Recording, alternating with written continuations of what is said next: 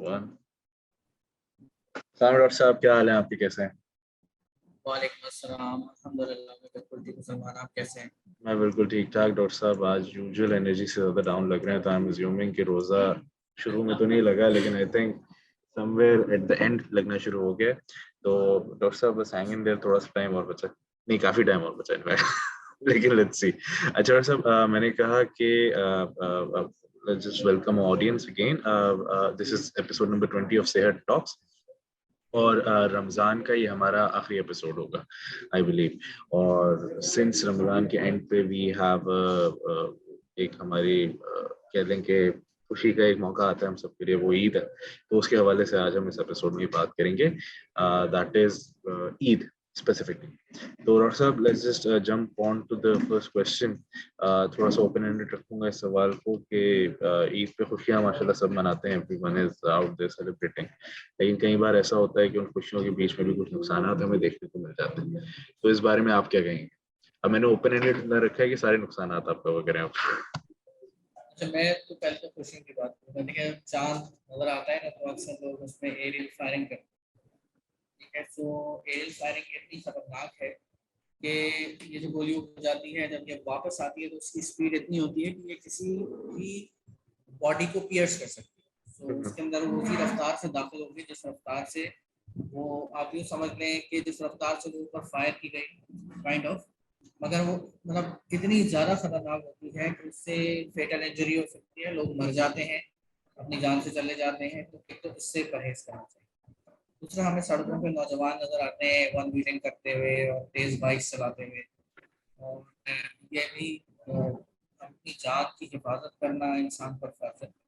और एक भाई कीमती चीज़ें जो आपको अल्लाह ताला की तरफ से मिली हुई है, तो इस किस्म की तमाम एक्टिविटीज जिससे आपको नुकसान हो या किसी दूसरे को नुकसान हो सकता हो, तो इन तमाम चीज़ों से परहेज करना चाहिए। खामखा की जो लाउड नॉइस है मोहल्लों के अंदर, उसको लगाने से परहेज करना चाहिए कि कल ईद आए और गाने बजाने जोर जोर से दूसरों को नहीं आ रही, इससे परहेज करना चाहिए। और इस तरह की और तमाम जो एक्टिविटीज हैं जिससे किसी दूसरे शख्स को नुकसान हो सकता है आपके ऊपर, उन तमाम एक्टिविटीज को अवॉइड करना चाहिए।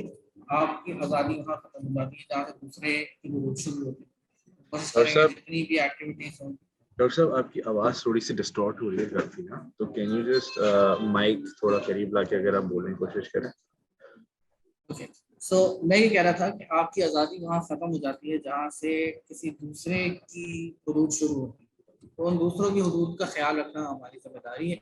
और हमारा दीन भी हमें ये कहता है, अखलाकियात भी ये कहती है, कर्टेसी भी ये कहती है कि हमारी एक्टिविटी से दूसरों को नुकसान हो। इस बात का खुशी मनाते हुए ज़रूर ख्याल रखें कि हमारी किसी की तकलीफ का बायस ना हो। बिल्कुल बिल्कुल सही कहा। और डॉक्टर साहब, सेहत के हवाले सो बेसिकली अभी ईद की फेस्टिविटीज में सबसे ज्यादा जो मेजर वो होगा वो फीस्टिंग होगी, हमारी दावतें होंगी हर जगह। सो सेहत के हवाले से क्या एडवाइस कर सकते हैं आप हमारे व्यूअर्स को before we get on to the Eid celebrations? अच्छा, सबसे पहली चीज़ जो इस वक्त बहुत अहम है वो ये कि अगर आप कराची में रहते हैं तो इस वक्त कराची में कॉलरा और डायरिया, ये दोनों, जिसको हम उर्फ आम में गैस्ट्रोएंटराइटिस कहते हैं, गैस्ट्रो की वबा सुनते हैं, ये काफ़ी ख़तरनाक तरीके से जो है ना वो स्प्रेड कर रहा है और बहुत सारे केसेस रिपोर्ट हो रहे हैं। तो किसी भी बाहर का पानी पीने से गुरेज करना चाहिए। प्लस ये कि अगर आप फ्रूट्स भी खा रहे हैं तो उनको अच्छी तरीके से धो कर खाएं और अपने हाथों को भी अच्छे तरीके से धोएं। कोविड में हम हाथ धो की तकरीब करते रहे हैं, लेकिन ये बहुत सारी और दूसरी चीज़ों के लिए भी ज़रूरी है।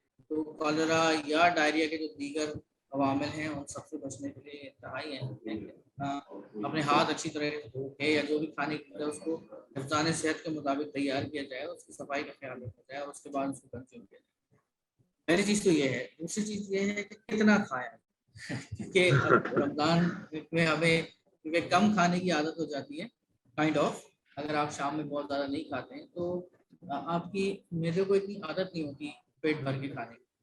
तो जो सुबह जब आप नमाज के बाद खाना पीना शुरू करते हैं तो कोशिश करें कि कम कम खाएं, इतना खाएं कि आप बर्दाश्त कर सकें। और उसके बाद उसको गैप्स के साथ, अगर आपको बहुत ज़्यादा इधर उधर जाने का भी मूड है तो आप कोशिश करेंगे गैप्स के साथ खाएं, कम कम खाएं, गैप्स के साथ खाएं।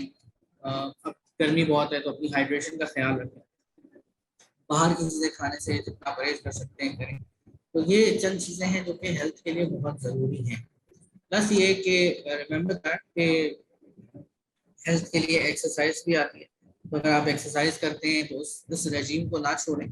फिर कुछ चीज़ें ऐसी हैं जो कि आपके लिए खतरनाक है, मिसाल के तौर पे कोल्ड ड्रिंक्स हो गई, ये जो जो शुगरी मटेरियल है, बहुत ज़्यादा आइसक्रीम, गोला गंडा और इस तरह की तमाम चीज़ें जो इस्तेमाल की जाती हैं, अगर उनसे परहेज कर लिया जाए तो बहुत अच्छी बात है। उनको कम किया जाए, अगर आपको बहुत खुशी मनाने का शौक है तो कोशिश करें कि कम चीनी वाली चीज़ इस्तेमाल करें, तो उससे ये कि आपकी सेहत पे बुरे असर मतलब नहीं।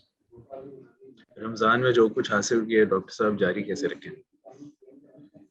अच्छा, एक बात हम पहले शुरू से करते रहे थे कि Exactly. भाई आपको रोजे रखने की आदत पड़ गई है, तो मैं भी इंशाल्लाह कोशिश करूंगा और मैं आपसे भी यही कहूंगा कि हफ्ते में 2 रोजे रखने की प्रैक्टिस जारी रखें। पीर और जुमेरात को रोजा सुन्नत भी है और इसके सेहत के हिसाब से भी बहुत फवायद है।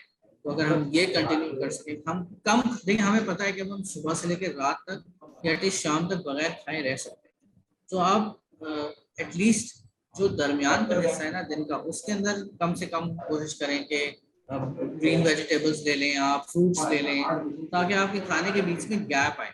वो तो किसी जमाने में पढ़ा करता था मैं कि 5 पोर्शंस कहते हैं, 5 डिफरेंट फ्रूट्स का एक एक छोटा छोटा हिस्सा आपके पास प्रोग्राम में होना चाहिए।